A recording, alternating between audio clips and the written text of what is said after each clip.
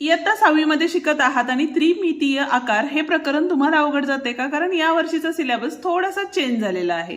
तर मग चला सुरुवात करूया आजच्या लेक्चरला. पण त्याआधी चॅनलवर नवीन आणि पहिल्यांदाच असाल तर चॅनलला नक्की सबस्क्राईब करून बेल आयकॉन दाबा, कारण असेच महत्त्वाचे व्हिडिओ आपण आपल्या चॅनलवरती घेऊन येत असतो. त्याची लिंक तुमच्यापर्यंत लवकरात लवकर पोहोचून जाईल. तर मग चला सुरुवात करूया आजच्या लेक्चरला. आज थोडक्यात आपण त्रिमितीय आकाराबद्दल जाणून घेणार आहोत आणि सराव संच 1.1 पूर्ण सोडवून देणार आहे. त्यामुळे व्हिडिओ शेवटपर्यंत नक्की बघा.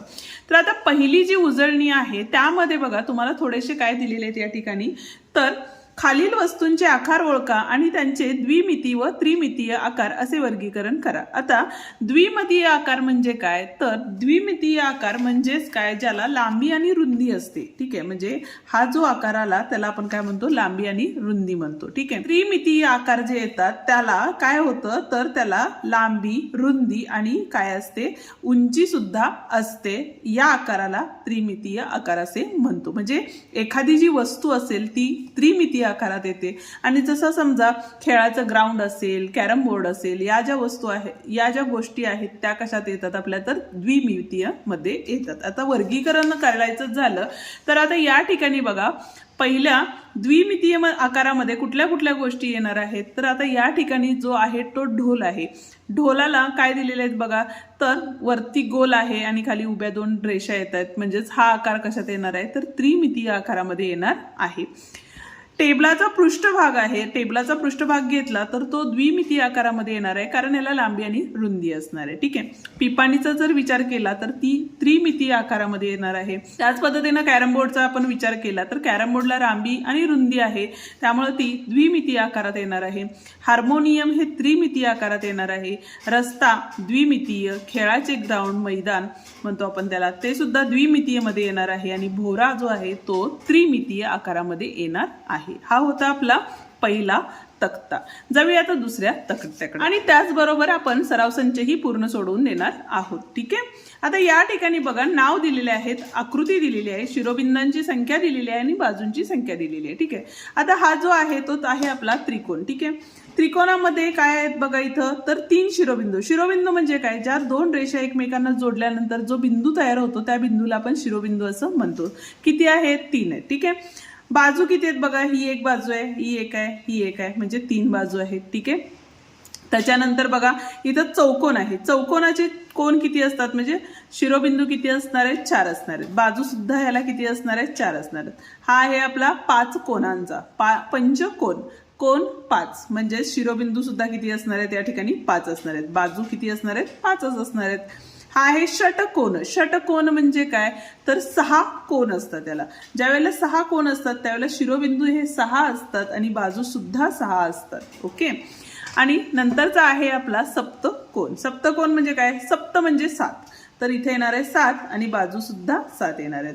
आता हे आपल्याला मोजून लिहायचे आहे. काय येणार आहे बघा या ठिकाणी, तर 1 2 3 4 5 6 7 आणि 8 आहे. त्यामुळे इथे येताना काय असणार आहे, आपलं अष्टकोन असणार आहे. ठीक आहे.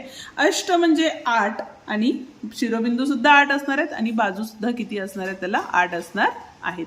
आता बघूया आपण सराव संच 1.1. पण त्याआधी तुम्हाला जर काही अडचणी असतील तर तुम्ही मला कमेंटमध्ये नक्की सांगू शकता. आता बघा या ठिकाणी सराव संच 1.1 आपण सोडवून देणार आहे. आता त्यामध्ये पहिल्यांदा ज्या इथं बघा तुम्हाला चिठी दिलेली आहे, इथं सूची दिलेली आहे, म्हणजे ह्याचीच ही आकृती आहे. बरोबर आहे.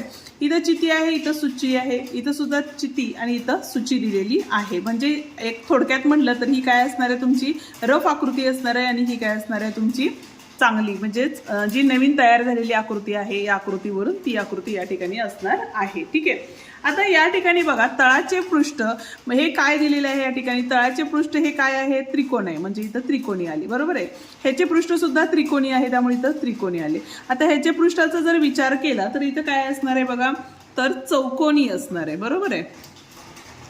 त्यामुळं इथं पण बघा 1 2 3 4 बाजू आहेत, म्हणजे शिरोबिंदू आहेत, त्यामुळे त्याचे पृष्ठ सुद्धा काय असणार आहे, चौकोनी असणार आहे. ठीक आहे. आपण थोडं शॉर्टमध्ये लिहितो पण तुम्ही लॉंगमध्ये लिहू शकता. आता ही चिठी आहे, या चिठीवरून ही सूची तयार केलेली आहे बघा. तर याचा जो पाया आहे म्हणजे तळ आहे त्याला किती बाजू आहेत बघा, पृष्ठ किती आहे, तर 5 आहेत. त्यामुळे इथं काय लिहिणार आहे आपण, पंचकोन. पंचकोन. ठीक आहे. त्यामुळे इथलं सुद्धा काय असणार आहे आपलं, तर पंचकोन हेच असणार आहे. ठीक आहे. आता शिरोबिंदूंची संख्या मोजायची आपल्याला, बरोबर आहे. तर इथं आता इथली जर मोजली तर किती होते बघा, 1 2 3 4 5 आणि 6 होते. त्याच पद्धतीने इथं मोजायला गेलं तर बघा 1 2 3 4 5 6 7 8 म्हणजे खालचे 4 आणि वरचे 4 म्हणजे एकूण 8 झाले. ठीक आहे. यामध्ये किती असणार आहेत बघा, तर 1 2 3 4 5. ओके, म्हणजे इथं किती आले बघा, 5 आले. ठीक आहे. इथं किती आहेत बघा, तर खालचे 5 आणि वरचे 5 म्हणजे टोटल किती झाले या ठिकाणी, 10 झाले. आता इथले जर मोजले तर खालचे ऑलरेडी किती आहेत बघा, तर 1 2 3 4 5 आहेत आणि वरती एकच आहे म्हणजे एकूण किती झाले या ठिकाणी, 6 झालेले आहेत. ठीक आहे. आता पुढचं जे आहे ते काय आहे बघा, तर कडांची संख्या, बरोबर आहे. कडांच्या संख्यांचा जर विचार केला तर इथल्या एकूण कडा किती होतात, तर तुमच्या बघा 1 2 3 4 5 6 7 8 आणि 9 झाल्या. त्याच पद्धतीने इथला जर विचार केला तर खालच्या 4 वरच्या 4 आणि उभ्या 4 म्हणजे किती झाल्या, एकूण 4 त्रिकम 12 झाल्या, बरोबर आहे. आणि इथं बघा आता 1 2 नंतर म्हणजे खालच्या ऑलरेडी किती आहेत, 4 आहेत, बरोबर आहे. आणि वरच्या किती आहेत बघा, 1 2 3 आणि 4 4 आणि 4 किती झाले या ठिकाणी, 8 झाल्या. ठीक आहे. आता इथं खालच्या किती आहेत आपल्या, 5, वरच्या 5 आणि उभ्या 5 म्हणजे एकूण किती झाले या ठिकाणी, 15 झाल्या. त्याच पद्धतीने इथं बघा खालच्या किती आहेत, ऑलरेडी 5 आहेत, उभ्या किती आहेत बघा, इथं 1 2 3 4 5 झाल्या म्हणजे इथं किती झाले, 5 आणि 5 10 कडा या ठिकाणी झालेल्या आहेत. ठीक आहे. आता इथं बघा उभे पृष्ठ संख्या पाठीमागून आणि साईडून 2 म्हणजे असे किती झाले, 3. इथं सुद्धा बघा 1 2 3 आहेत. ठीक आहे. इथं किती आहेत बघा, 1 2 3 आणि 4 आहेत, त्यामुळे इथं किती येणार आहे तुमचं, 4 येणार आहे. त्याला पण बघा 1 2 3 आणि 4 पाठीमागची बाजू पण धरायची असते. इथं पण किती असणार आहे तुमच्या, 1 2 3 4 आणि 5 असणार आहेत, बरोबर आहे. आणि याच्या सुद्धा साईडने सगळ्या जेवढ्या कडा आहेत तेवढ्या येणार आहेत म्हणजे इथं सुद्धा किती असणार आहे, 5 असणार आहे. ठीक आहे. आता पुढचं जे आहे ते तळ वरील पृष्ठ आहेत, बरोबर. तळ किंवा वरील पृष्ठ.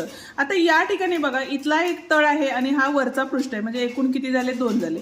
इथं फक्त खालचा एकच तळ आहे त्यामुळं एकच आलेला आहे. ठीक आहे. आता इथं किती असणार आहेत, एक वरची बाजू आणि एक खालची बाजू म्हणजे इथं आले 2 आले. ठीक आहे. त्याच पद्धतीनं खाली एकच आहे त्यामुळे इथं आले 1.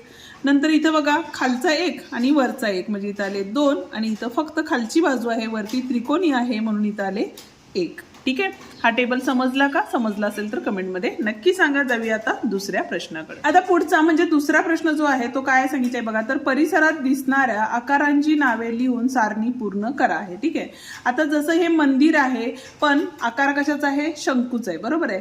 आता हा पिंप आहे पण पिंपाला आकार कशाचा येणार आहे बघा या ठिकाणी, तर वृत्तचिती असं म्हणतो याला, वृत्तचितीचा आकार येणार आहे. ठीक आहे. हा काय आहे, बॉल आहे पण आकार कशाचा आहे, तर गोलाचा आकार आहे त्यामुळे इथं गोल येणार आहे.